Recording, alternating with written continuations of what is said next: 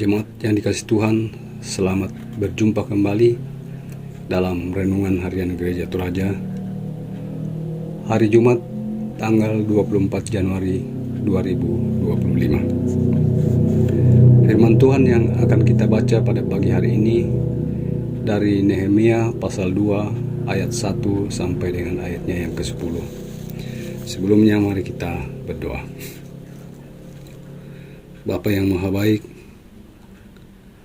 Allah yang selalu menjaga dan melindungi kami, terus terima sepanjang malam yang kami lewati. Sehingga pagi hari ini kami akan membuka dan merenungkan firman-Mu. Tuntun kami dengan Roh Kudus-Mu ya Tuhan, sehingga kami dimampukan untuk memahami dan melakukan firman-Mu dalam kehidupan kami hari lepas hari. Berfirmanlah Tuhan, karena kami anak-anak-Mu sudah siap mendengarkan. Di dalam nama Yesus kami berdoa. Amin. Nehemia pasal 2 ayat 1 sampai dengan ayatnya yang ke-10. Firman Tuhan berkata, Nehemia diutus ke Yerusalem. Pada bulan Nisan tahun ke-20 pemerintahan Raja Artahasta, ketika anggur telah tersedia, aku mengambil anggur itu dan memberikannya kepada raja. Sebelumnya aku tidak pernah kelihatan sedih di hadapan raja. Maka bertanyalah ia kepadaku, mengapa mukamu sedih, padahal engkau tidak pernah sakit?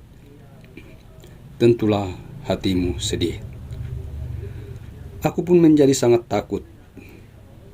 Jawabku kepada raja, hiduplah raja untuk selamanya. Bagaimana mukaku tidak akan sedih kalau kota tempat pemakaman nenek moyangku telah menjadi reruntuhan dan pintu-pintu gerbangnya habis dimakan api? Kata raja kepadaku, apa yang kau inginkan?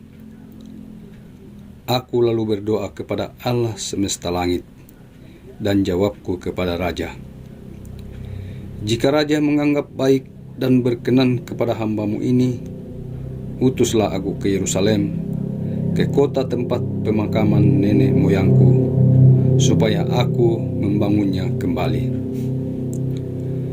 Lalu raja bertanya kepadaku, sedang permaisuri duduk di sampingnya, berapa lama perjalananmu dan kapan engkau akan kembali?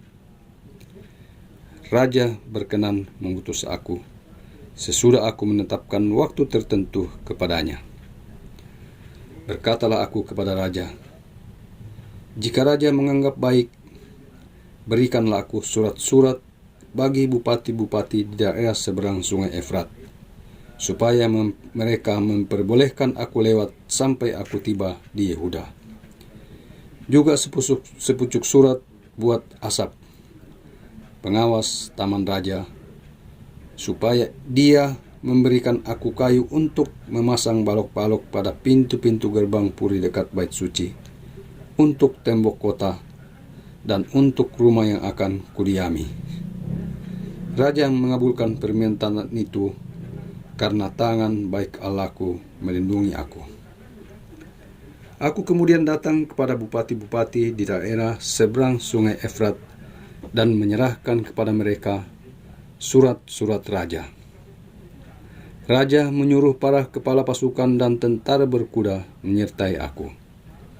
Mendengar hal itu, Sanbalat orang Heron dan Tobia orang Amon pelayan raja sangat gusar karena ada orang yang datang mengusahakan kesejahteraan orang Israel. Demikianlah firman Tuhan. Judul renungan kita pada pagi hari ini adalah peka terhadap panggilannya.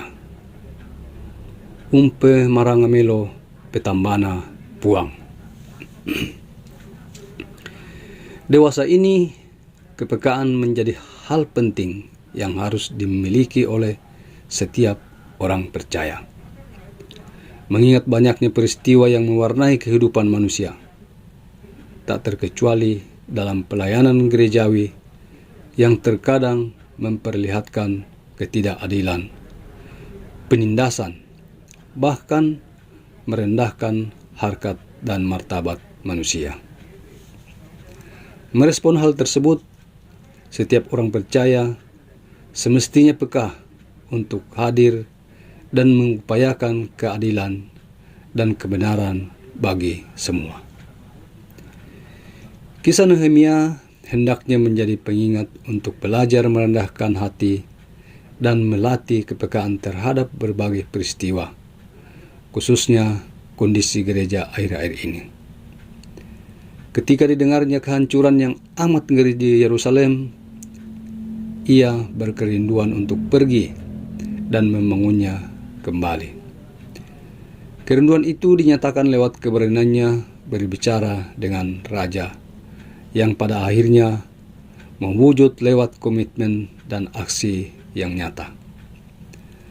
Hal itu menegaskan bahwa kepekaan yang dibarengi komitmen yang jelas akan melahirkan aksi nyata yang dapat berdampak baik bagi semua. Kepekaan Nehemia semestinya mengingatkan kita untuk juga peka dalam panggilan pelayanan sebagai umat Allah.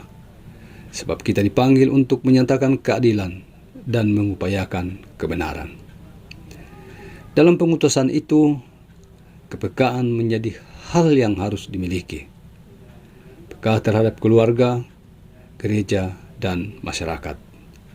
Karena dengan kepekaan, simpati dan empati dapat terbentuk.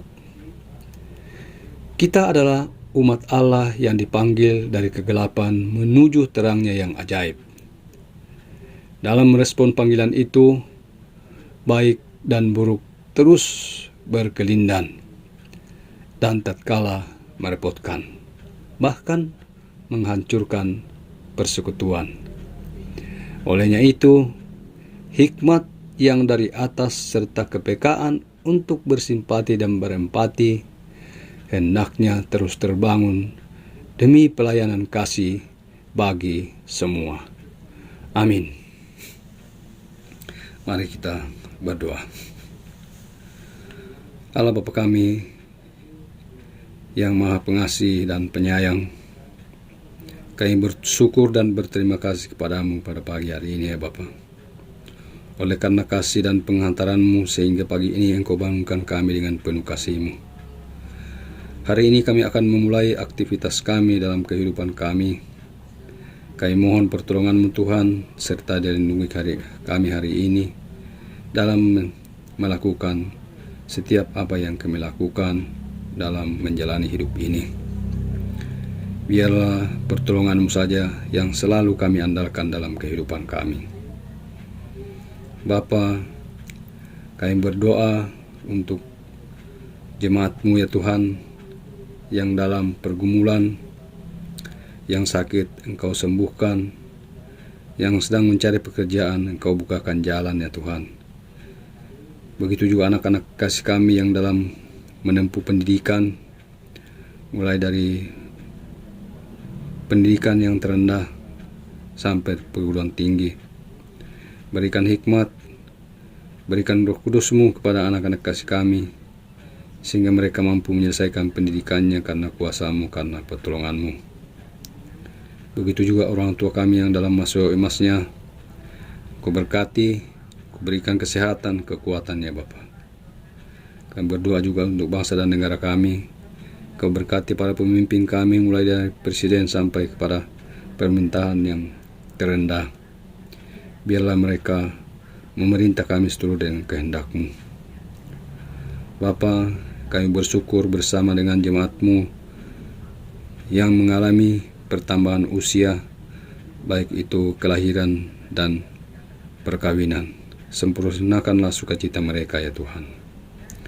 Bapa, inilah doa kami yang kami sampaikan kepadamu dalam nama Yesus yang telah mengajar kami berdoa. Bapa kami yang di surga, dikuduskanlah nama-Mu. Datanglah kerajaan-Mu, jadilah kehendak-Mu di bumi seperti di surga. Berikanlah kami pada hari ini makanan kami yang secukupnya.